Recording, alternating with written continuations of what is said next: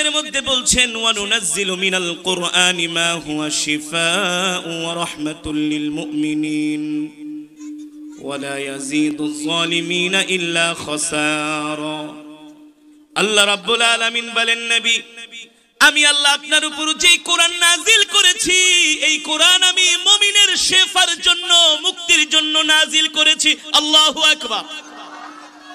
আল্লাহ তাআলা এই কোরআন আমার নবীর উপরে নাজিল করেছেন আমাদের মুক্তির জন্য, আমাদের শেফার জন্য, আমাদের হেদায়েতের জন্য। ঠিক কিনা বলেন? এই কোরআন আল্লাহর এমন এক জবানের কালাম, কিতাব। কেউ যদি আল্লাহ তাআলার এই কোরআনকে ভালোবাসে, আল্লাহর কোরআন বলে তুমি যদি আমাকে দুনিয়াতে ভালোবাসো, তোমার জন্য সুসংবাদ হলো আমি কোরআন তোমাকে পাহারা দিয়ে দিয়ে জান্নাত পর্যন্ত পৌঁছে দিব। এই কোরআন আল্লাহর এমন এক জবানের কালাম। এই কোরআনের মধ্যে 29 পারায় এমন একটা সূরা আছে যে সূরার নাম হলো সূরাতুল মুলক। নাম কি? জোরে বলেন, সূরাতুল মুলক। আল্লাহু আকবার। হাদিস শরীফের মধ্যে এসেছে আল্লাহর নবী বলেন, কেউ যদি প্রতিদিন এশারের নামাজের পরে সূরাতুল মুলক তেলাওয়াত করে, কেউ যদি এশারের সালাত জামাতের সাথে আদায় করে, ঘুমানোর পূর্বে যদি সূরাতুল মুলক প্রতিদিন আমল করে, তেলাওয়াত করে, সূরাতুল মুলক বলি আমি তোমার জান্নাতে যাওয়ার গ্যারান্টি হয়ে যাব। শুধু এখানেই শেষ না, এই কোরআন আল্লাহর জবানের কালাম সূরাতুল মুলক বলে তুমি যদি আমাকে প্রতিদিন এশারের নামাজের পরে তেলাওয়াত করো, আমি তোমার কবরের প্রশ্নের উত্তরগুলো দিয়ে দিব। কবরের মধ্যে 3টা প্রশ্ন করা হবে। ঠিক কিনা বলেন? যারা প্রতিদিন সূরাতুল মুলক পড়ে ঘুমাবে, তাদেরকে কবরে রাখার সাথে সাথে তাদের কবরের মধ্যে জান্নাতের খুশবুর ঘেরান নাকের মধ্যে আসা শুরু করে দিবে। দেখবে কবরে কেউ নাই, তার কবরের মধ্যে জান্নাত থেকে ঘেরান আসতেছে, জান্নাতি খুশবুর ঘেরান। সুবহানাল্লাহ। সে 2 জন ফেরেশতার জন্য অপেক্ষা করবে, যেই 2 জন ফেরেশতা 3টা প্রশ্ন করবে। ঠিক কিনা বলেন? এই 3টা প্রশ্নের জবাব না দিয়া কেউ জান্নাতে যেতে পারবে না। এই 3টা প্রশ্নের জবাব না দিয়া কেউ কবরে শান্তিতে ঘুমাতে পারবে না। ঠিক কিনা বলেন? যেই ব্যক্তি সূরাতুল মুলক তেলাওয়াত করবে, জান্নাতটা আলোকিত হয়ে যাবে, জান্নাতের মধ্যে খুশবুর ঘেরান আসবে, আর সে অপেক্ষা করবে কখন 2 জন ফেরেশতা আসবে। আল্লাহু আকবার। আল্লাহ তাআলা তার ফেরেশতাদেরকে ডাক দিয়া বলবে, ফেরেশতারা আমার বান্দার কবরের সাথে জান্নাতের সাথে একটা দরজা করে দাও। বান্দা কবরে শুয়ে শুয়ে জান্নাতের সেই নয়নাভিরাম দৃশ্য দেখবে। আল্লাহু আকবার। আর তিনি এতটা পুলকিত হবে, আনন্দিত হবে, এতটা শান্তিতে কবরে থাকবে। জান্নাতের নাজ নিয়ামত। একুরিয়ামের মধ্যে আমরা অনেক দামি দামি মাছ রাখি, ঠিক না? দেখতে ভালো লাগে, কত না ভালো লাগে। কত সুন্দর পাহাড় থাকে, নদী থাকে, কত সুন্দর ঘাস থাকে, ঝর্ণা থাকে, এত সুন্দর নয়নাভিরাম দৃশ্য। সেও কবরের মধ্যে শুয়ে শুয়ে জান্নাতের এই দৃশ্যগুলো দেখতে থাকবে, আর ফেরেশতাদের জন্য অপেক্ষা করবে কখন তাকে প্রশ্ন করার জন্য ফেরেশতারা আসবে। একটু পরে সূরাতুল মুলক তার কবরের মধ্যে এসে বলবে, বন্ধু আমি দুনিয়াতে তোমার সাথে ওয়াদা করেছিলাম, তুমি যদি প্রতিদিন আমাকে তেলাওয়াত করো, ঘুমানোর পূর্বে এশারের সালাত আদায় করার পরে আমি জান্নাতে যাওয়ার তোমার জন্য গ্যারান্টি হয়ে যাব। আল্লাহু আকবার। আজকে কবরে তোমার কোনো প্রশ্নের উত্তর দিতে হবে না, আমি নিজেই তোমার প্রশ্নের উত্তরগুলো দিয়ে দিয়েছি। বর্ণনায় আসছে সূরাতুল মুলক বলে তুমি যদি আমাকে প্রতিদিন তেলাওয়াত করো, আল্লাহ তাআলা যদি তোমাকে জান্নাত না দেয়, আমি আল্লাহ তাআলার সাথে ঝগড়া করব যে আপনি কেন জান্নাত দিবেন না। জোরে বলেন সুবহানাল্লাহ। এই কোরআন আল্লাহর এমন এক জবানের কালাম, প্রতিটা সূরাই হলো আজীব, ঠিক কিনা বলেন? এই কারণেই তো আল্লাহ কোরআনুল কারীমের মধ্যে আমাদের জন্য সমস্ত মুক্তি রেখেছেন, ঠিক কিনা বলেন? এই কোরআনের ভিতরে আল্লাহ তাআলা এই দুনিয়াতে চলার জন্য, রান্নাঘর থেকে সংসদ ভবন পর্যন্ত চলার জন্য যা কিছু আছে সব কিছু আল্লাহ তাআলা কোরআনের মধ্যে লিপিবদ্ধ করে দিয়েছে। কিন্তু দুঃখের বিষয় হলো, পরিতাপের বিষয় হলো, আমরা মুসলমান সেই কোরআনের শিক্ষা গ্রহণ করি না। সমাজের 95% মুসলমান সহি করে কোরআন পড়তে পারে না, ঠিক কিনা বলে? ঠিক না? বাংলা, অঙ্ক, ইংরেজি এমন শিখে ডক্টরেট করে, পিএইচডি করে, ইঞ্জিনিয়ার হয়, পাইলট হয়, কিন্তু সূরা ফাতিহা জিজ্ঞেস করলে মনে হয় 32টা দাঁত ভাঙা যায়। কথা বলে না কেন? আল্লাহ রাসূলের হাদিস, আল্লাহর নবী বলেন তলাবুল ইলমি ফারিদাতুন আলা কুল্লি মুসলিম, কোরআন শিক্ষা করা প্রত্যেকটা মুসলমান নরনারীর উপর ফরজ। কথা বলে না কেন? কোরআন শিক্ষা করা কি? হ্যাঁ, নামাজ পড়া যেমন ফরজ, কোরআন পড়াও ফরজ, ঠিক কিনা বলেন? আমি যদি এখানে 100 জন যুবককে দাঁড় করাই যে ভাই তুমি আমাকে সূরা ফাতিহা সহি কইরা শোনাও, 100-র মধ্যে 95% যুবক ফার্স্ট ডিভিশনে ফেল করবে। কি মনে করেছো তুমি কোরআন শিখবা না, আল্লাহ তোমাকে ছেড়ে দিবে? হ্যাঁ, ওমাই ইয়াশু আন যিকরির রহমানি নুকাইয়িদ লাহু শাইতানান ফাহুয়া লাহু করিন ومن أعرض عن ذكري فإن له معيشة ضنكا ونحشره يوم القيامة أعمى قال رب لما حشرتني أعمى وقد كنت بصيرا قال كذلك أتتك آياتنا فنسيتها وكذلك اليوم تنسى। এই আয়াতের মধ্যে আল্লাহ তাআলা বলতেছেন আমি তোমাদেরকে কোরআন দিয়েছি, যদি তোমরা কোরআন না পড়ো, কোরআন না শিখো, আমি আল্লাহ হাসরের ময়দানে প্রত্যেকটা মানুষকে অন্ধ করে উঠাবো। অন্ধ অন্ধ কি করে উঠাবে? এই যুবক মুসলমান মা বোনেরা, কথাটা ভালো করে শুনে রাখেন। আল্লাহর কোরআন থেকে বলছি, পারলে চ্যালেঞ্জ করেন। আল্লাহ নিজে বলছেন আমি তোমাদেরকে যে কোরআন দিয়েছি, আমার এই কোরআনের তেলাওয়াত, এই জিকির যদি না করো, আমি আল্লাহ তোমাদেরকে হাসরের ময়দানে অন্ধ করে উঠাবো। অন্ধ, একজনও চোখে দেখবে না। তখন আল্লাহ তাআলার কাছে প্রশ্ন করবে, আল্লাহ দুনিয়াতে তো আমাদের চোখ ছিল, চোখে দেখতাম, এখন আমরা অন্ধ কেন, চোখে দেখি না কেন? আল্লাহ বলবে কোরআন, এই চোখ দিছিলাম তোদেরকে আমার কোরআন শেখার জন্য, ঠিক কিনা বলেন? আলাম নাজআল লাহু আইনাইন, আমাদের চোখ কয়টা? কয়টা? কোরআনে আছে কি আছে না? নাইকা? আলাম নাজআল লাহু আইনাইন, আল্লাহ আইনুন এক চোখের কথা বলেন নাই, আল্লাহ বলছে আইনাইন, দুইটা চোখ। কয়টা? ওয়ালিসানা ওয়া শাফাতাইন, আল্লাহ বলে দুইটা ঠোঁট দিছি, একটা জিহ্বা দিছি। সুবহানাল্লাহ বলবেন না? এ যুবক, কি মনে করছো তোমার চোখ কয়টা, তোমার জিহ্বা কয়টা, ঠোঁট কয়টা? এটা আল্লাহর হিসাব নেই কা? হ্যাঁ, আছে কি আছে না? আল্লাহ ধরবে এই চোখ দিয়া কোরআন না শিখা, 3-4 ঘন্টা লাগায়া আইপিএল বিপিএল ক্রিকেট দেখছো স্যার, রান গনছো রান, ফেরেশতাও গয়না গয়না পিটাইবে। হ্যাঁ, টেলিভিশনের দিকে 4 ঘন্টা ব্যাটকে চায়া থাকে, ঠিক কিনা বলেন? রাত 3টা বাজে ফোন দেয়, বন্ধু আহো আজকে আর্জেন্টিনার খেলা আছে, মেসির খেলা, রোনাল্ডোর খেলা মিস করে না। কথা বলে না কেন? মেসি রোনাল্ডোর খেলা মিস করে না, কিন্তু কোরআন পড়তে জানে না। এই কারণেই মুসলমানের কপাল পুড়ছে, কপাল কপাল, ঠিক না? মা বোনেরা, আপনাদেরকেও বলছি, কোরআন না শিখলে কিন্তু আল্লাহ তাআলা অন্ধ অবস্থায় হাসরের মাঠে উঠাবে। অন্ধ অবস্থায় উঠলে কিছু চোখে দেখবেন? চোখে দেখবেন? তখন বলবেন আল্লাহ আমাদের চোখের আলো ফিরায় দাও।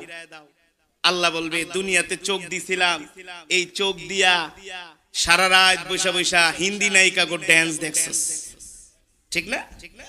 সারা রাত বাংলা সিনেমা দেখছস, নাটক দেখছস, আমার কোরআন পড়স নাই, তোরা দুনিয়াতে আমাকে ভুলে গেছস, আমি আল্লাহ আজকে তোদেরকে ভুলে গেলাম।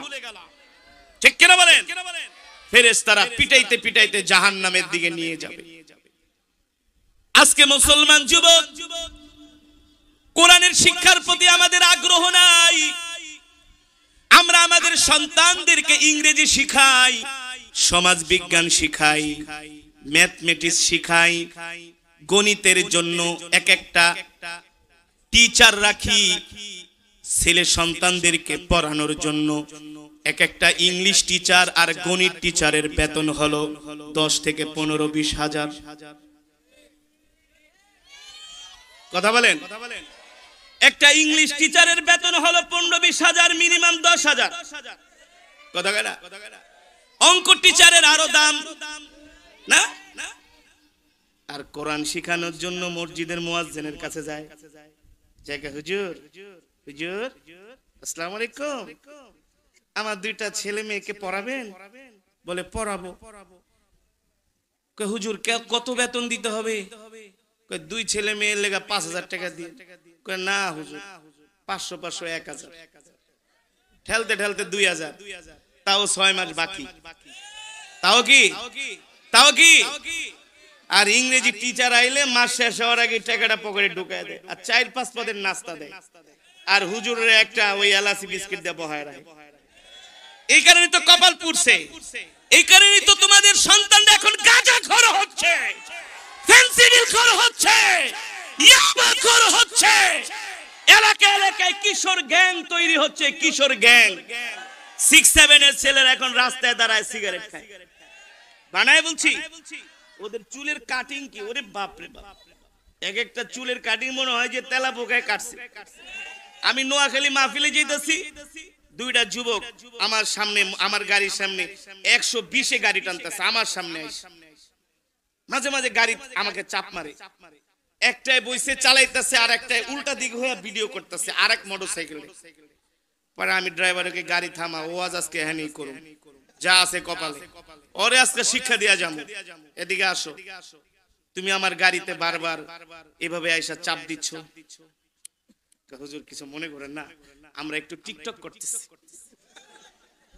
বাস্তব নাকি অবাস্তব? কোথায় যাচ্ছে আমাদের সমাজ? আমাদের কলিজার টুকরা, আমাদের রত্নগুলো ধ্বংস হয়ে যাচ্ছে, ঠিক কিনা বলেন? এক একটা চুলের এমন কালার, আমি এটা কি কালার করছো? হুজুর এটা হলো আমরা ভারতের নায়ক গো কালার করছি। আরেকটা জিগে কোন কালার করছো? রোনাল্ডোর কালার করছি। আর একটা চুলের ভিতরে দেখি হারপিক মাখা। হারপিক বুঝেন তো?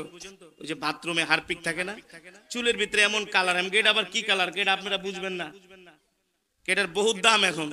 আমি তোরে তো দেখা যেতে আছে পুরো হনুমানের মতো, এটা আপনারা বুঝবেন না, এটার অনেক দাম, এটা দিয়ে টিকটক করলে অনেক ভিউ হবে, অনেক টাকা কামাইতে পারবে। বাস্তব নাকি অবাস্তব? বাস্তব নাকি অবাস্তব? ওদেরকে কোরআনের মজমায় পাওয়া যায় না। আজকে যদি আমরা আমাদের সন্তানদেরকে বাধ্যতামূলক ধর্মীয় শিক্ষায় শিক্ষিত করতাম, আমাদের সন্তানগুলো নষ্ট হতো না, ঠিক কিনা বলেন? টেকনাফ থেকে তেতুলিয়া, সুরমা থেকে পাথুরিয়া, বান্দরবান থেকে সুন্দরবন, বাংলাদেশের এমন কোন জেলা নাই, ইউনিয়ন নাই আমরা না যাই। আমাদের কাছে তো মানুষ আসে, আইসা চোখের পানি ছেড়ে দিয়া বলে হুজুর ছেলেটা নষ্ট হয়ে গেছে। নেশার টাকার জন্য সন্তান তার বাবার গায়ে হাত দেয়, তার মায়ের গায়ে হাত দেয়, ঠিক কিনা বলেন? জন্মদাতা মাকে, জন্মদাতি মাকে নেশার টাকার জন্য লাথি মারে, লাথি। কয় জন্ম দিছস কেন, এখন নেশার টাকা দে। বাবা এসে কান্না করে দিছে, হুজুর এই অবস্থায় আছি। আমরা বলি যদি ছোটবেলায় ধর্মীয় শিক্ষা দিতেন তাহলে সন্তান কোনোদিন এমন নষ্ট হতো না, ঠিক কিনা বলেন? যেই বাবা ছোটবেলায় তার সন্তানের হাত ধরে ধরে মসজিদে নিয়ে যাবে, যেই বাবা তার সন্তানকে হাত ধরে ধরে সকালবেলা মক্তবে নিয়ে যাবে, যেই বাবা তার হাত ধরে ধরে সন্তানকে আলেম ওলামাদের সামনে নিয়ে বলবে হুজুর আমার কলিজার টুকরা ছেলেটাকে একটু দোয়া করে দেন, আর ছেলেকে বলবে সব সময় আলেমদের সাথে থাকবা, আলেমদেরকে ভালোবাসবা, ওই ছেলে কোনোদিন গাঁজাখোর, ফেন্সিডিলখোর, ইয়াবাখোর হবে না। কথা বাস্তব নাকি অবাস্তব? আমরা আমাদের সন্তানদের নষ্ট করছি ধর্মীয় শিক্ষা না দিয়ে, ঠিক কিনা বলেন? এ কারণে আল্লাহর নবী বলেন তলাবুল ইলমি ফারিদাতুন আলা কুল্লি মুসলিম, কোরআন শিক্ষা করা প্রত্যেকটা মুসলমান নরনারীর উপরে ফরজ। ঠিক কিনা বলেন? কোরআন শিক্ষা করা ছাড়া উপায় নাই। হাসরের ময়দানে আল্লাহ তাআলা মানুষকে ধরবে যে তুমি আমার কোরআন পড়ছিলা কিনা। আর আপনি যদি বিশুদ্ধভাবে কোরআন না শিখেন, কোরআন না পড়েন, আপনার কোনো ইবাদত আল্লাহর দরবারে কবুল হবে না। কিভাবে হবে? আপনি যে নামাজ পড়বেন, দোয়া করবেন, সবই তো কোরআন থেকে, সবই তো ভুল। ঠিক কিনা বলেন? নামাজ ভঙ্গের কারণ 19টি, তার মধ্যে অন্যতম কারণ হলো নামাজে অশুদ্ধ পড়া। কথা বলেন? আপনি যে অশুদ্ধ নামাজ পড়তেছেন, আপনার নামাজ প্রতিদিন ফেরেশতারা আপনার কপালের উপরে ছুঁড়া মারতেছে, তোর নামাজ তুই নে। তোর নামাজ আল্লাহর দরবারে কবুল হবে না, কারণ তোর কোরআন তেলাওয়াত সহি নয়, শুদ্ধ নয়। ঠিক কিনা বলেন? বাবারে কথাটা বইলা গেলাম, রাগ করে না, কষ্ট পায়েন না। যার তেলাওয়াত সহি না, যার কোরআন পড়া সহি না, তার নামাজ হবে না। আর যার নামাজ হবে না, তার কোনো ইবাদত আল্লাহর দরবারে কবুল হবে না। ঠিক কিনা বলেন? এই কারণে কোরআন শিখতে হবে না।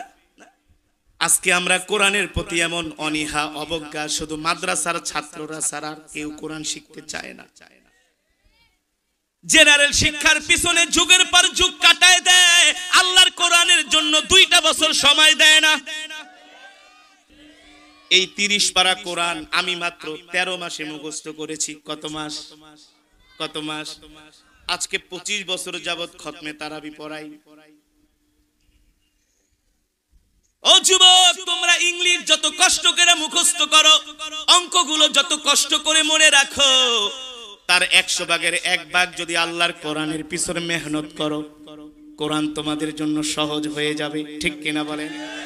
কিন্তু ততটুকু সময় আমরা কোরআনের পিছে দেই না। এই কারণে হাসরের ময়দানে আল্লাহ তাআলার কাছে কড়ায় গন্ডায় হিসাব দিতে হবে। এবার আসেন, এই কোরআনের জন্য আমাদের কলিজার টুকরা নবী কত না কষ্ট করেছেন, কাফেরদের মার খেয়েছেন। এই কোরআনের দাওয়াত দেওয়ার কারণে, কোরআনের কথা বলার কারণে, কোরআনের তেলাওয়াত করার কারণে মক্কার কাফেররা আমার নবীকে না কত কষ্ট দিয়েছে। আমার নবী যখন কোরআন পড়তেন, মক্কার বড় বড় নেতা আবু জেহেল, আবু লাহাব, উতবা, শাইবা, ওলীদ ইবনে মুগীরারা মক্কার যুবকদের কাছে যায় বলতো, এ মক্কার যুবকেরা, তোমরা কেউ মুহাম্মাদের কোরআন শুনতে যাবা না। মুহাম্মদ নিজে নিজে কবিতা বানিয়ে বানিয়ে তাই সে কোরআন বলে চালিয়ে দেয়। বলেন নাউজুবিল্লাহ। আর জোরে বলেন নাউজুবিল্লাহ। আল্লাহর নবীর কোরআনের তেলাওয়াত শুনে মক্কার কিছু কিছু যুবক আল্লাহর নবীর জন্য পাগল হয়ে যায়। আল্লাহু আকবার। তারা কালেমা পড়ে মুসলমান হয়ে যায়। মক্কার কাফেরেরা এমন কোন ষড়যন্ত্র নাই, চক্রান্ত নাই, তারা কোরআনের বিরুদ্ধে করে নাই। কিন্তু কোন ষড়যন্ত্র চক্রান্ত করে তারা কোরআনের দাওয়াত বন্ধ করতে পারে না। পেরেছে? জোরে বলেন পেরেছে। আল্লাহর নবীকে তারা অকাথ্য নির্যাতন করেছে। আল্লাহর পয়গম্বরের সাহাবীদের উপরে তারা অত্যাচারের স্টিম রুলার চালিয়েছে। কিন্তু মক্কার কাফিররা কোরআনের দাওয়াত বন্ধ করতে পারে নাই। আবু জেহেলরা কোরআনের দাওয়াত বন্ধ করতে পারে নাই। এর কারণ হলো আল্লাহ তাআলা কোরআনুল কারীমের মধ্যে বলেন, ইন্না নাহনু নাযালনা যিকরা ওয়া ইন্না লাহু লাহাফিজুন।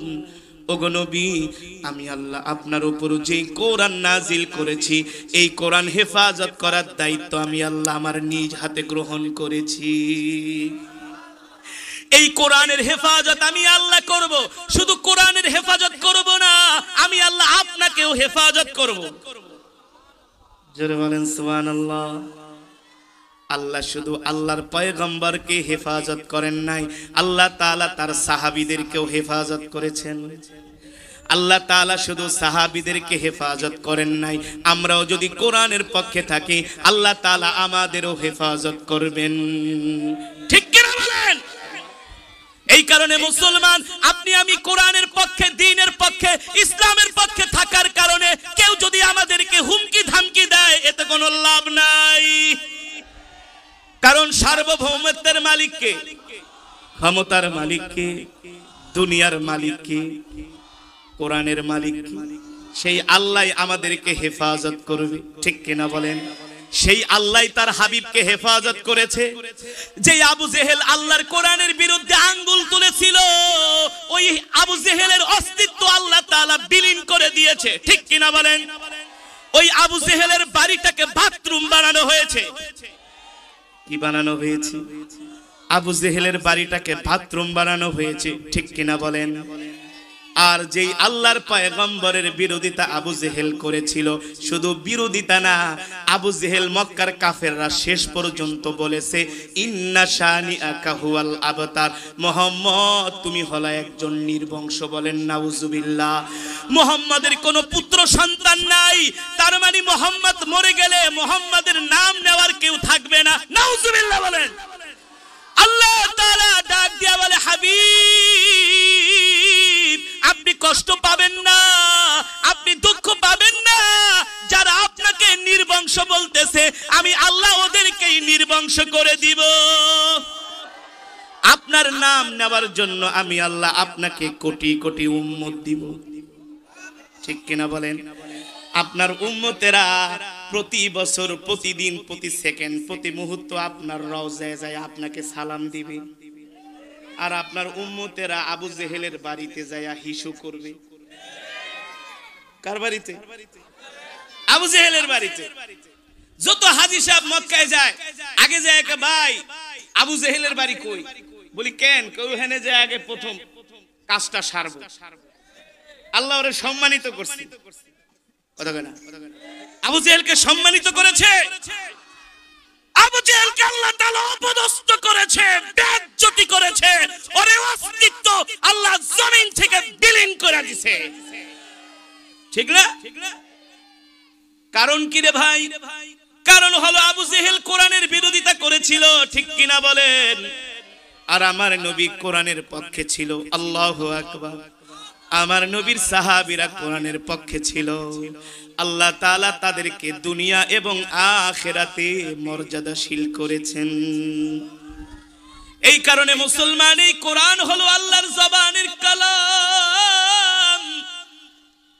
আজকে আমরা মুসলমানের সন্তান হয়ে আসি, কোরআন শিখি না, কোরআনের মজমায় আসি না।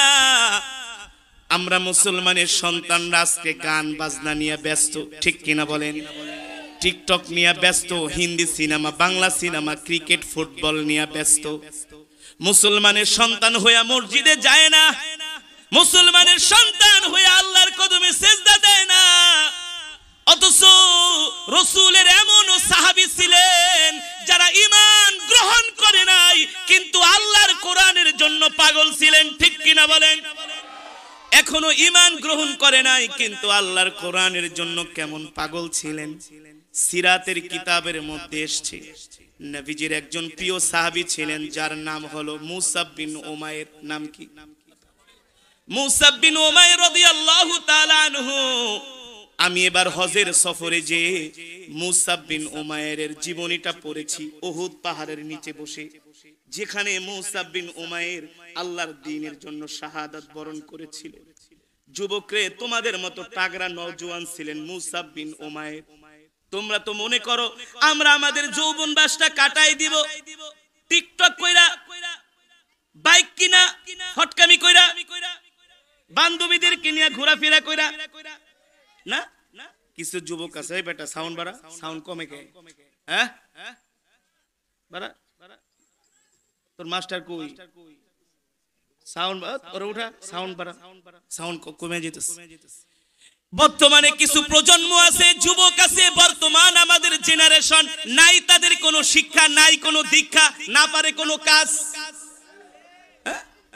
20 কেজির একটা বস্তা মাথায় উঠায় দিলে মনে হয় একেবারে রাস্তার ভিতরে শুয়া পড়বো। ঘুমায় রাত 2টা বাজে, ওঠে সকাল 10টা বাজে, নাস্তা খায় দুপুর 12টায়, কথা কয় না? এমন এমন প্যান্ট পরে একেবারে ওর সদরঘাট জিঞ্জিরা সব দেখা যায়। আবার এখন একটা ফ্যাশন বাইরেছে, ফ্যাশন। কিছু কিছু যুবক আছে যারা হাফ প্যান্ট পরে এলাকা দিয়া ঘুরে। মুসলমানের সন্তান, ঠিক কিনা বলেন? কিসের সন্তান? হিন্দু সন্তান না, খ্রিস্টানদের সন্তান না, মুসলমানের সন্তান। এক একটার বয়স 25-30 বছর। হাফ প্যান্ট পরে এলাকা দিয়া ঘুরে আর নিজেকে খুব স্টাইলিশ দাবি করে, খুব ফ্যাশন না, খুব আধুনিক, খুব স্মার্ট মনে করে হাফ প্যান্ট পরে ঘুরলে। আরে বেটা, হাফ প্যান্ট পরে ঘোরা এটা কোনো স্মার্টনেস নয়, এটা কোনো ফ্যাশন নয়, এটা হলো নিজের রুচির বিকৃতি, আর নিজের রুচি যে খারাপ হয়েছে সেটার প্রমাণ। মুসলমানের সন্তান হয়ে যে হাফ প্যান্ট পরে বুঝতে হবে ওর মধ্যে সমস্যা আছে। কি সমস্যা? ওর মধ্যে আল্লাহ রাসূলের কোনো ভয় নাই। ঠিক কিনা বলেন? মুসলমান সন্তানের জন্য হাফ প্যান্ট পরা হারাম, হারাম, হারাম। যে হারামকে হালাল মনে করবে তার জন্য জাহান্নাম নির্ধারিত হয়ে গেছে। হাফ প্যান্ট পরে ঘোরে আর বান্ধবী লিয়া শুধু পার্কে যায় আর ধুমায় খালি ফাস্ট ফুড খায়, বাপের পকেট কাটে। ঠিক কিনা বলেন? যদি কা বাজার করে লিয়া হো, বাপের ধমক দেয়, তুমি যাও বুড়া মানুষ, তুমি বাজার করো। সারা রাত শুধু ফেসবুক আর অনলাইনে। সঠিক নাকি বেঠিক? এ যুবক, তোমরা নিজেদেরকে কি মনে করো? ইতিহাস খুঁজলে দেখা যায় আল্লাহর নবীর যারা সাহাবী, ম্যাক্সিমাম যুবক তরুণ গুলো আল্লাহর নবীর হাতে হাত রেখে কালেমা পড়ে মুসলমান হয়েছে। ঠিক কিনা বলেন? তুমি আর কি শিক্ষিত, তুমি আর দেখতে কি সুন্দর, তোমার বাপের আর কয় টাকা আছে, তুমি আর কোন বংশের মানুষ? এত ফটকামি করো, ইসলাম মানো না, দিন মানো না, তুমি একেবারে কি হয়ে গেছো? রাসূলের যে সাহাবীর কথা এখন বলবো, যার নাম হলো মুসাব বিন উমাইর। নাম কি? দেখতে একেবারে চেহারার ভিতরে আভিজাত্যের ছাপ, চেহারা পোশাকের মধ্যে আভিজাত্যের ছাপ, চেহারা দেখলেই বোঝা যায় অনেক বড় উঁচু বংশের, শিক্ষা যোগ্যতায় কোনো দিক দিয়া কম না। এই মুসাব বিন উমাইরের বাড়িতে আবু জেহেল গেছে, যায় বলে, মুসাব শোনো, তুমি আমাদের যুবকদের মধ্যে অন্যতম, তোমার শিক্ষা দীক্ষা, তোমার নেতৃত্ব আমাদেরকে মুগ্ধ করে। শোনো মুসাব, তুমি কবি স্বভাবের মানুষ, চিন্তাশীল মানুষ, তোমার কাছে আমরা একটা প্রস্তাব নিয়ে আসছি। মুসাব বিন উমাইর প্রশ্ন করে, আবু জেহেল কি প্রস্তাব? আমরা তোমাকে যুবকদের আইডল মনে করি,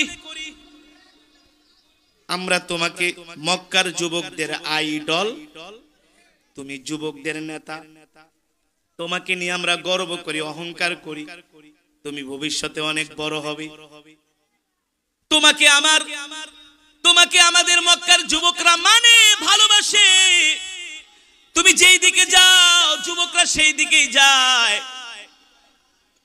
মুসাব বিন উমাইর বলে, আবু জেহেল কি বলবেন বলেন আসল কথাটা। আবু জেহেল বলে, শোনো ভাতিজা মুসাব বিন উমাইর, আমরা তোমাকে নিয়ে বড় চিন্তায় আছি, টেনশনে আছি, পেরেশানিতে আছি। কি দরদ খায়া যায় আবু জেহেল্লার, দুষ্ট লোকের মিষ্টি কথা, দুষ্ট লোকের। মুসাব বিন উমাইর বলে, আবু জেহেল কি বলবেন বলেন। বলে, শোনো ভাতিজা, এত কথা বাড়ায় লাভ নাই, অল্প কথাই বলি। কি কথা? তুমি কিন্তু মুহাম্মদের ধারে কাছেও যাবা না। নাউজুবিল্লাহ বলে, কেন যাব না? বলে, মুহাম্মদ হুয়া কাযিব, সে একটা মিথ্যাবাদী। নাউজুবিল্লাহ।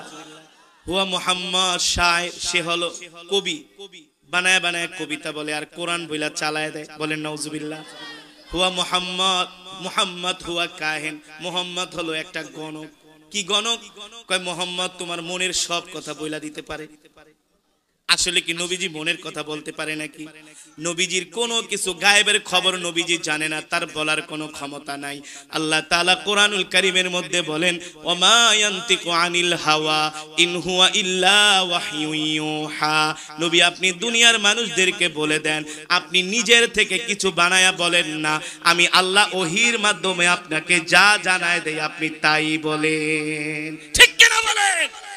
তাই আপনি মানুষের সামনে প্রচার করেন, আল্লাহ তাআলা জিবরাইলের মাধ্যমে আল্লাহর নবীকে আল্লাহ তাআলা একটা আগেই জানায় দিত, হে জিবরাইল যাও, মক্কার কাফেরেরা আমার হাবিবকে মারার জন্য রাস্তায় দাঁড়ায় আছে অস্ত্র নিয়ে, আমার হাবিবকে বলো ওই পথ দিয়া না যায় অন্য পথ দিয়া বাড়িতে চলে যেতে।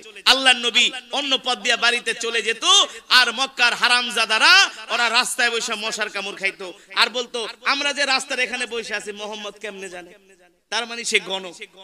আসলে কি আল্লাহর নবী জানেন? আল্লাহর নবীকে জানানো হয়েছে, জিবরাইলের মাধ্যমে জানানো হয়েছে। এই কারণে ওরা আমার নবীকে গণক বলতো, গণক, জাদুকর বলতো। বলেন নাউজুবিল্লাহ। আমার নবীর কথার প্রভাবে মানুষ আকর্ষিত হতো, মক্কার যুবকরা নবীর জন্য পাগল হয়ে যেত, ঠিক কিনা বলেন? আবু জেহেল বলে মুসা শোনো, তুমি মুহাম্মাদের ধারে কাছেও যাবা না, মুহাম্মাদের কাছে গেলে তোমাকে জাদু করে ফেলবে, মুহাম্মাদের কবিতা শুনলে তুমি পাগল হয়ে যাবা, মুহাম্মদ হলো একটা মিথ্যাবাদী। বলেন নাউজুবিল্লাহ। মুসা বিন উমাইরকে শাসায় ঠাসায় আবু জেহেল চলে গেছে। মুসা বিন উমাইর ছিলেন যুবক মানুষ, শিক্ষিত মানুষ, সুশিক্ষিত মানুষ, ভদ্র যুবক। মনে মনে চিন্তা করে আবু জেহেল আমাকে মুহাম্মাদের বিরুদ্ধে এক গাদা মিথ্যা কথা বললো নাকি, এটা তো আমাকে যাচাই করা দরকার, কারণ শিক্ষিত মানুষ তো, ঠিক কিনা বলেন?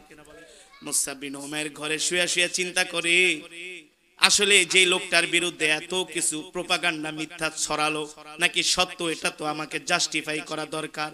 আবু জেহেলের কথা শুনে আমাকে ঘরে বসে থাকলে হবে না।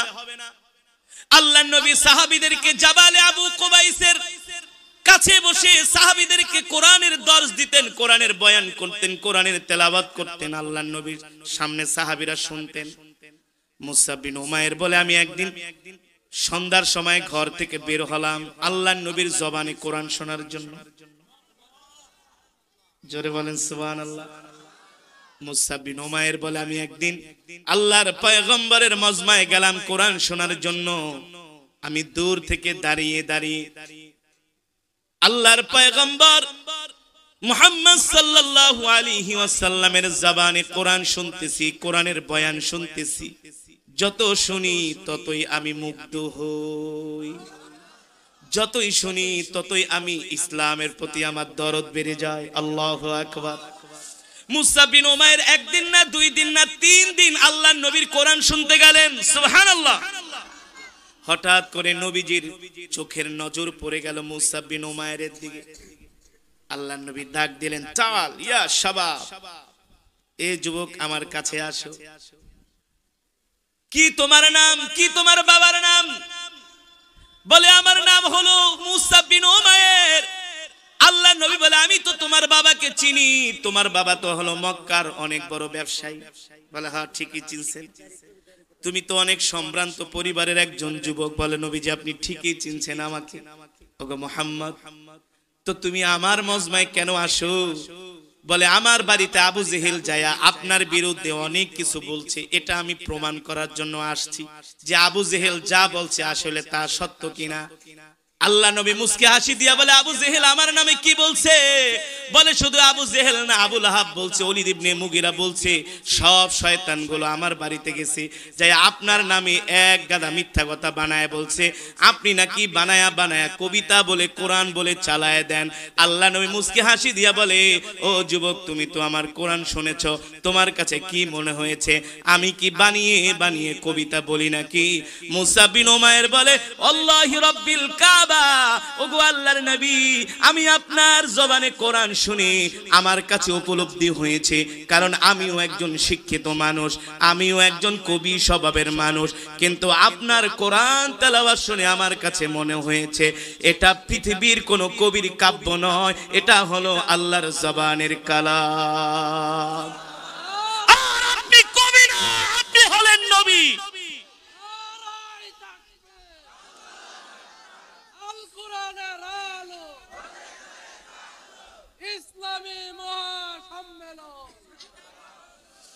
আল্লাহর নবী ডাক দিয়া বলে যুবক, তাহলে আমাকে তোমার কি মনে হয়? মুসা বিন উমাইর বলে গো আল্লাহর নবী, আপনি কবি না, আপনি কবি না, আপনি নবী, আপনি নবী, কোনো সন্দেহ নাই। আমি একদিন না 2 দিন না, আমি 3 দিন আসছি আপনার মজমায়। কয়দিন? জোরে বলেন কয়দিন? আমিও কবি, আমার দাদাও কবি, আমার 14 গোষ্ঠীও কবি, কিন্তু আপনার কোরআনের সাথে কবিতার কোনো মিল নাই। সুবহানাল্লাহ। আল্লাহ নবী ডাক দিয়া বলে, যুবক রে, তাহলে কোরআন কি তোমার কাছে ভালো লেগেছে? বলে, শুধু ভালো লাগে নাই, আমার হৃদয়ে ছুঁয়ে গিয়েছে। রাহমাতুল লিল আলামিন ডাক দিয়া বলে, যুবক, যদি কোরআন তোমার কাছে ভালো লাগে তাহলে দূরে থাকবা কেন? কোরআনের ছায়াতলে চলে আসো। এ যুবক বন্ধু, কথাগুলা যত সহজে বলছি, আসলে বিষয়টা তত সহজ না। তুমি আমি ঠিক মতো নামাজ পড়তে পারি না, আল্লাহর নবীর সুন্নত মানি না, দিন মানি না, অথচ তুমি আমি মুসলমানের সন্তান, ঠিক কিনা বলেন? সে হলো একজন মূর্তি পূজকের ঘরে তার জন্ম, তার বাবা করে মূর্তি পূজা, তার মা তার দাদা সে নিজেও মূর্তি পূজক। এমন একজন কাফের মূর্তি পূজক আল্লাহর নবীর সামনে যুবক দাঁড়ানো। নবীজি বলে, যুবক রে, যদি তুমি কোরআনকে ভালোবাসো দূরে থাকবা কে? আসো আসো, কোরআনের ছায়া তলে আসো। আল্লাহর নবী বলে, যুবক, আমি তোমাকে এখন একটা প্রস্তাব দিব, তুমি কি আমার প্রস্তাব মেনে নিবা কিনা? মুসআব বিন উমাইর বলে, গো আল্লাহর নবী, আপনি সত্য নবী, কোনো সন্দেহ নাই, আপনি আমাকে প্রস্তাব দেন। আপনার প্রস্তাব মানার জন্য আমি সাহসী যুবকের কাতারে শামিল হব। সাহসী যুবকের কাতারে আমি অবতীর্ণ হব। আপনি আমাকে প্রস্তাব দেন, কি প্রস্তাব দিবেন? আল্লাহর নবী বলে, আমি চাই তুমি এখনই আমার হাতে হাত রেখে কালেমা পড়ে মুসলমান হয়ে যাবে। জোরে বলেন সুবহানাল্লাহ। আল্লাহর নবীর হাতে যত সাহাবীরা কালেমা পড়ে মুসলমান হয়েছে, সবাই ইনস্ট্যান্ট, কেউ চিন্তা করে নাই, সামনেও তাকায় নাই, বামেও তাকায় নাই, ঠিক না? আর আমরা যদি এখন মুসলমানদেরকে বলি, ভাই চলেন 3 দিনের লেগে একটু তাবলিগ জামাতে যাই, কয় আমার সময় নাই, আমার ব্যবসা, আমার বউ, আমার স্ত্রী, আমার বউরে কে দেখবো, আমার সংসার কে চালাইবো, কত বাহানা, কথা কয় না, কত বাহানা। নামাজ পড়তে ডাক দিলে কে আমার প্যান নষ্ট, কথা বলে না কেন? দিনের কাজে ডাক দিলে বলে আমার সময় নাই। আবার ওয়াজ মাহফিল করতে গেলে অনেকে বিরক্ত। সাবধান, এই জমিন তোর বাপের না, তোর দাদারও না, এই জমিন হলো আমার আল্লাহর জমিন। আমার আল্লাহর জমিনে যে কোরআনের কথা বলতে নিষেধ করবে, বিরক্ত হবে, ওর উপর গজব আসবে, গজব গজব, ঠিক কিনা বলে? ঠিক কিনা বলে? ও যুবক মুসলমান, মুসলিম যুবক হয়ে কোরআন পড়ো না, নামাজি আসো না, দিন মানো না, অথচ মুসআব বিন উমাইর হলো একজন মূর্তি পূজক, ঠিক কিনা বলেন? আল্লাহ নবী ডাক দিয়া বলে, মুসআব, আমি চাই তুমি আমার হাতে এখনই কালেমা পড়ে মুসলমান হয়ে যাবে। আরো আস্তে কোন সুবহানাল্লাহ। সাহাবী মুসআব বিন উমাইর ডানেও তাকাই নাই, বামেও তাকাই নাই, সামনেও তাকাই নাই, পিছনেও তাকায় নাই। আল্লাহর নবীর হাতে হাত দিয়া বলে, গো আল্লাহর নবী, আপনি আমাকে প্রস্তাব দিয়েছেন, আমি আপনার প্রস্তাব ফিরানোর মতো সাহস আমার নাই। আমি চাই আপনি এখনই আমাকে কালেমা পড়ে মুসলমান বানিয়ে দেন, আমাকে এখনই মুসলমান বানিয়ে দেন। আল্লাহর নবী বললেন, এ সাহাবী, তুমি যদি এখন কালেমা পড়ে মুসলমান হও, বাড়িতে গেলে তো তোমাকে ঘর থেকে বের করে দিবে, তোমাকে ত্যায্য পুত্র করবে, তোমাকে সম্পদ থেকে বঞ্চিত করবে, ঠিক কিনা বলেন? মুসআব বিন উমাইর বলে, আল্লাহি রাব্বিল কাবা, রবের কাবার কসম খেয়ে বলি, আমি দুনিয়ার সম্পত্তির পরোয়া করি না, মা বাবার পরোয়া করি না, আমি আমার আসল ঠিকানা পেয়ে গিয়েছি, ঠিক কিনা বলেন? আপনি আমাকে এখনই কালেমা পড়িয়ে মুসলমান বানিয়ে। আল্লাহর নবী মুসআব বিন উমাইরকে কালেমা পড়িয়ে মুসলমান বানায় দিলেন। সুবহানাল্লাহ। সাহাবীরা সাহাবীকে মুসআব বিন উমাইরকে বুকে জড়ায় নিলেন। এবার মুসআব বিন উমাইর বলে, গো আল্লাহর নবী, আপনি আমাকে দোয়া করে দেন, আমি বাড়িতে যাব, আমি আমার এই ইসলাম ধর্ম গ্রহণের কথা গোপন রাখবো না, আমি প্রকাশ করে দেব, ঠিক কিনা বলেন? এ গরু খাওয়া মুসলমান, একটু দাড়ি রাখলে কিছু মানুষ খোসা দেয়, মিয়া দাড়ি রাখছে এই বয়সে তোমার এদিকে চাচার মতন দেখা যায়, নানার মতো দেখা যায়। সেলুনে যায় কয় খুরডা ল না, দাড়িটা ছোট কর। মাঝে মাঝে দেহি বড়, আবার দেহি উদাও।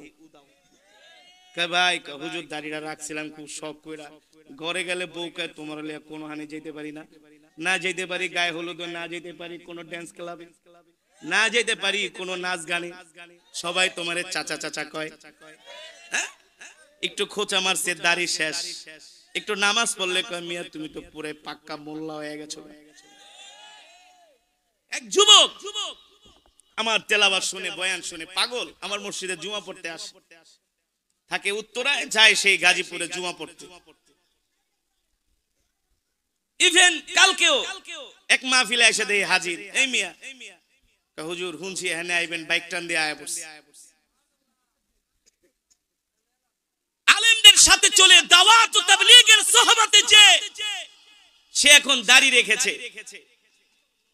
কোন ইউনিভার্সিটির ছাত্র জানেন? বাংলাদেশের নাম করা প্রাইভেট ইউনিভার্সিটি ইস্ট ওয়েস্ট। বাসায় যা ওর বোনেরা হিন্দি সিনেমা দেখে, বাংলা সিনেমা এই সেই, টেলিভিশনের রিমোট লুকায় রাখে, এগুলো শুনতে নিষেধ করে, নামাজ পড়তে বলে। যুবকের বাবা বলে এই বেটা তুই কোন জঙ্গির লাগে চলস, নাউজুবিল্লাহ বলবেন না। বোনেরা বলে তুমি কোন মৌলবীর লাগে চলো, তুমি এত উগ্র, আমাদের টেলিভিশন দেখতে দাও না, আমাদের সিনেমা দেখতে দাও না, আমাদেরকে পর্দা করতে বলো, তোমার নামাজ তুমি পড়ো। নাউজুবিল্লাহ বলে। যুবক আয়েশা কান্না করে দেখে হুজুর আমি আর বাসায় যাব না, আমি হোস্টেলে থাকবো, কিংবা আমি টিউশনি করে আমি আমার লাইফটাকে এস্টাবলিশ করব, পড়াশোনা শেষ করব, গ্রাজুয়েশন কমপ্লিট করব। আমার বাপ আমাকে জঙ্গি বলে, আমি দাড়ি রাখছি দেখে, আমি নামাজ পড়ি দেখি। আছে কি আছে না? আবার পোলারে ডাক দেখে ওই বেটা দাঁড়িয়ে রাখবে, আর কদিন পর রাখ না, একটু বয়স বাড়ুক না, বেটা 40 পারুক না, এই বসে কি একটু খা, ফুর্তি টুর্তি কর, হ্যাঁ লাইফটাকে এনজয় কর। নাউজুবিল্লাহ বলেন। এই ক্যাটাগরির মুসলমান সমাজে আছে কি আছে না? আছে কি আছে না? যে যুবক 5 ওয়াক্ত সালাত আদায় করে, দাড়ি রাখে, নবীর সুন্নাহ মানে, দাওয়াত ও তাবলীগের সাথে সম্পর্ক, আলেম ওলামাদের সাথে সম্পর্ক, ওই যুবক কখনো মা বাবার সাথে বেয়াদবি করে না, ওই যুবক কখনো সমাজের মুরব্বিদের সাথে বেয়াদবি করে না, ওই যুবক কখনো চাঁদাবাজ হয় না, চাঁদাবাজ। ঠিক কিনা বলেন? আমরাই তো আমাদের নিজের কপাল খাইতেছি। আর আয়েশা হুজুরে গে হুজুর আমার পোলা তো নষ্ট হয়ে গেছে, একটা তাবিজ দেন। কি দেন? পানি পনা দেন। তাবিজ পানি পরা দিন কোনো কাম হইব না, ঘটা ঘটে গেছে গা। ঠিক কিনা বলেন? মুসলমান যুবক এই কথাগুলো দুঃখ নিয়ে বলছি। আল্লাহ রাসূলের সাহাবী মুসা বিন উমাইর বলে গো আল্লাহর নবী আমাকে দোয়া করে দেন, আমি আমার মায়ের কাছে, বাবার কাছে, পরিবারের কাছে আমি আমার ইসলাম ধর্মের কথা গ্রহণ, ইসলাম ধর্ম গ্রহণের কথা আমি তাদেরকে যে বলে দিব, আমি আমার পরিবারকেও ইসলামের দিকে, দ্বীনের দিকে দাওয়াত দিব। আল্লাহ নবী দোয়া করে দিলেন। নবীজি ডাক দিয়ে বলেন মুসা শোনো, তুমি নিজেকে তৈয়ার রাখো, প্রস্তুত রাখো, তুমি যে এক আল্লাহর প্রতি ঈমান এনেছো, এখন তোমার উপর কিন্তু অত্যাচার হবে, নির্যাতন হবে, জুলুম হবে। ঠিক কিনা বলেন? তোমার উপরে অত্যাচারের স্টিমরোলার চালানো হবে। মুসা বিন উমাইর বলে গো আল্লাহর নবী, যতই অত্যাচার, নির্যাতন, জুলুম আমার উপর করা হোক না কেন, ইসলাম থেকে এক চুল পরিমাণ দূরে সরে যাব না। বাড়িতে গেছে, যে ডাক দেয় আবি উম্মি জাদ্দি আখি উখতি তাআলাও, সব আসো, তোমার সাথে আমার কথা আছে। মা ডাক দিয়া, বাবা ডাক দিয়া বলে কি এভাবে ডাকছো, কারণ কি? বলে শোনো মা, আজ থেকে আমাকে আর মূর্তি পূজার জন্য ডাকবা না। আল্লাহু আকবার। বাবা আমাকে আর কখনো মূর্তি পূজার জন্য ডাকবা না। মা কান্না করে দিছে, বাবা কান্না করে বলো কি হয়েছে তোমার? বলে আমি আল্লাহর পয়গম্বর মুহাম্মদ সাল্লাল্লাহু আলাইহি সাল্লামের হাতে হাত রেখে আমি কালেমা পড়ে মুসলমান হয়ে গেছি। আমার আল্লাহ এক। কয়জন? কুল হুয়াল্লাহু আহাদ। আমাদের রব কয়জন? আমাদের রব একজন, ঠিক কিনা বলেন? আমরা এক রবের গোলামি করি, এক রবের কদমে সিজদা দেই। মুসআব বিন উমাইরের বাবা বলে, এই কোন জায়গার কোন মুহাম্মাদের কাছে যায় কালেমা পড়ে মুসলমান হয়ে গেছে, একবারও কি বাবার কথা ভাবলা না? মা ডাক দিয়ে বলে, এটা কি করেছো? একবারও কি মায়ের কথা ভাবলা না, যেই মা তোমাকে 10 মাস 10 দিন গর্ভে ধারণ করেছে? মুসআব বিন উমাইর বলে, মা তোমাকে ভালোবাসি বাবা, তোমাকে ভালোবাসি, কোনো সন্দেহ নাই, কিন্তু তোমার চেয়েও মার চেয়েও আমি আমার আল্লাহর নবীকে জীবনের চাইতেও বেশি ভালোবাসি। তোমাদেরকে ছেড়ে দিতে পারবো, নবীকে ছাড়তে পারবো না, ঠিক কিনা বলেন? আল্লাহর নবী সেটাই বলেছেন, ওয়াল্লাহি লা ইউমিনু আহাদুকুম হাত্তা আকুনা হাব্বা ইলাই মিন ওয়ালিদিহি ওয়া ওয়ালাদিহি ওয়ান নাসি আজমাইন। শুধু এখানেই শেষ নয় ও যুবক, শুধু এখানেই শেষ নয়, সাহাবীর কুরবানি ত্যাগ এখানেই শেষ নয় রে যুবক। আল্লাহর নবী যখন মক্কা থেকে হিজরত করে মদিনায় আসলেন, মক্কার কাফেররা তারা মদিনায় হামলা করার চক্রান্ত করলো। ১৫০০ কাফের নিয়ে মক্কার কাফেররা তারা মদিনায় হামলা করবে। এইখানেও যুবক দেখো, আল্লাহর নবী যুবকদেরকে কত ভালোবাসে। যখন মক্কার কাফেরেরা মদিনায় হামলা করবে, আল্লাহর নবী সর্বপ্রথম যুবকদেরকে জিজ্ঞেস করলেন, ও যুবকরা শোনো, মক্কার কাফেরেরা তারা মদিনায় হামলা করবে, আমরা কিভাবে যুদ্ধটা করতে পারি? যুবকদের হইল রক্ত গরম আগে থেকে। যুবকরা বলতেছে, নবীজি যদি মক্কার কাফেরেরা মদিনায় হামলা করে, আমরা ওদের সাথে যায়া ময়দানে সরাসরি খেলবো, খোলা মাঠে। কোন জায়গায়? খোলা মাঠে। এই যে উহুদের ময়দান, মদিনাতুল মুনাওয়ারা থেকে 5 কিলো দূরে উহুদের ময়দান। বলে আমরা সেখানে যায়া খেলবো। এটা উহুদ যুদ্ধের ঘটনা বলছি, যে নবীজি যুবকদেরকে কতটা ভালোবাসে। আর কপাল পরা যুবক নবীজিরে ভালো না বাইসা ওরা এখন নায়িকা গায়িকা খেলোয়াড়দেরকে ভালোবাসে, ইহুদি খ্রিস্টানদেরকে ভালোবাসে, ঠিক কিনা বলেন? তোমরা যে মেসিকে ভালোবাসে, মেসি হলো ইহুদিদের দালাল। এই মেসি ইহুদিদের দালাল, ওই ইহুদি, ঠিক কিনা বলেন? তার জন্য পাগল। মেসি তো ফুটবল খেলা crore crore billion billion dollar কামাইছে। সে সুন্দরী বান্ধবী নিয়ে ফুর্তি করে, এক এক দিন এক এক রিসোর্টে থাকে, আর তুমি লাল মিয়াই রয়ে গেলা। হ্যাঁ, তুমি লাল মিয়াই রয়ে গেলা। তে ভালোবাসা লাভ কি? যাকে ভালোবাসলে জান্নাত ওয়াজিব হয়ে যায়, তাকে ভালোবাসো। তিনি কে? রাহমাতুল লিল আলামিন। তিনি কে? কলিজার টুকরা বিশ্বনবী, যার জন্য পাগল হয়ে সাহাবী ঘর বাড়ি পরিবার ছাইরা কালেমা পড়ে মুসলমান হয়ে গেছে, ঠিক না? নবীজি সাহাবীদেরকে বলেন, এই কিভাবে যুদ্ধ করা যায়? যুবক সাহাবীরা দাঁড়ায় বলে, ওগো আল্লাহর নবী, আমরা উহুদের ময়দানে গিয়ে সরাসরি কাফেরদের সাথে যুদ্ধ করব, ময়দানে, খোলা ময়দানে। এবার আল্লাহর নবী প্রবীণ মুরব্বী সাহাবীদেরকে ডাক দিলেন, আপনারা বলেন কিভাবে যুদ্ধ করব?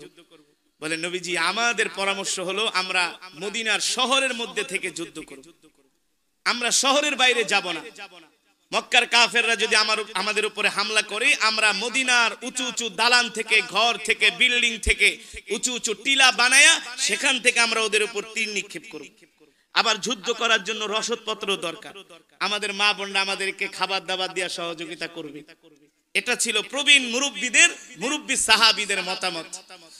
তো আল্লাহর নবীর কাছে মুরব্বী সাহাবীদের মতামতই আল্লাহর নবীর কাছে ভালো লেগেছে। কিন্তু যুবকরা যে পাগল, তারা যায় যুদ্ধ করবে খোলা ময়দানে। তো যুবকদের কথা রক্ষা করতে যায় আল্লাহর নবী যুবকদের কথাই রাখছে, যে ঠিক আছে চলো আমরা খোলা ময়দানে যুদ্ধ করব। নবীজি ঘরে যে তিনি যুদ্ধের পোশাক পরে রণসাজে সজ্জিত হয়ে বের হইছে। এই কোন নবীর উম্মত আমরা? সুবহানাল্লাহ। আল্লাহর নবী আল্লাহ ছাড়া কারো সামনে মাথা নত করে না। যুদ্ধের পোশাক পরে বীর বিক্রম আমার নবী বের হয়েছে, চলো। এখন যুবক সাহাবীরা বুঝতে পারলো যে এই আল্লাহ নবী কিন্তু আমাদের পিরাপিরিতেই খোলা ময়দানে যুদ্ধ করতে যাইতেছে, কিন্তু মুরব্বী সাহাবীদের পরামর্শটাই নবীদের কাছে ভালো লাগছে বেশি। আমরা বুঝতে পারতেছি, চলো এখন যে নবীজিকে আমরা অনুরোধ করে যে নবীজি, আল্লাহ নবী মুরব্বী প্রবীণ সাহাবীরা যেই মতামত দিয়েছে আমরা সেটা এখন মেনে নিচ্ছি। আল্লাহ নবী বলে না, পয়গম্বর যখন যুদ্ধের সাজে সজ্জিত হয় এই যুদ্ধের পোশাক খোলা যায় না। ঠিক কিনা বলেন? যুদ্ধের ফলাফল, যুদ্ধের বিজয় অস্ত্র দিয়া সৈন্য দিয়া হয় না, যুদ্ধের বিজয়ের ফয়সালা হয় আসমান থেকে। করছে কে? আসমান থেকে। যুদ্ধের ময়দানে বের হয়ে গেলেন। সকালবেলা যুদ্ধ শুরু হয়ে গেল। এক আঘাতে মক্কার কাফেররা ছিন্ন ভিন্ন হয়ে গেল। এক আঘাতে ওদের আর অস্তিত্ব নাই। ওরা মাইর খায়া উহুদ পাহাড়ের পিছন দিক দিয়ে একেবারে মক্কার দিকে দৌড় শুরু করছে। সকাল থেকে সন্ধ্যা পর্যন্ত হয়ে যায়, মক্কার কাফেররা আর ফিরে আসে না, এক মাইর খায়া দৌড়। আল্লাহ নবী সাহাবীদেরকে পাহারায় নিযুক্ত করছে, যুদ্ধের জয় পরাজয় যাই হোক আমার নির্দেশ ছাড়া তোমরা এই পাহারার স্থান ত্যাগ করবা না। কিন্তু সন্ধ্যা হয়ে যাচ্ছে, এখনো ওরা আসে না। তো কিছু সাহাবীরা গনিমতের মাল সংগ্রহ করা শুরু করেছে। যখন মক্কার কাফেরেরা প্রথম স্টেপে তারা পরাজয় বরণ করলো, তখন তারা উহুদ পাহাড় থেকে অনেক দূরে যে তারা আবার সংঘবদ্ধ হয়ে খালিদ ইবনুল ওয়ালিদের নেতৃত্বে আবার তারা পিছন দিক থেকে হামলা করলেন। এই সময় মুসলমানরা অনেকে গনিমতের মাল টোকানে ব্যস্ত, অনেকে মনে করছে ওরা আর আসবে না, চলে গেছে। অতর্কিত হামলা করার কারণে সাহাবীরা কিছুটা বিপর্যস্ত হয়ে গেছে। তো ওই কাফেররা আল্লাহর নবীকে টার্গেট করে তারা আগাইতেছে নবীজির উপরে হামলা করার জন্য। মুসাব বিন উমাইর, ওই যে রাসূলের সাহাবী, কে? মুসাব বিন, সে দেখলো যে মক্কার কাফেরেরা যেভাবে নবীজির দিকে তেড়ে আসছে, যদি তারা নবীজিকে একা পায়া নবীর উপরে তীর বর্ষা নিক্ষেপ করে চতুর্মুখী, তাহলে তো আল্লাহর নবী শহীদ হয়ে যাবে, সব শেষ।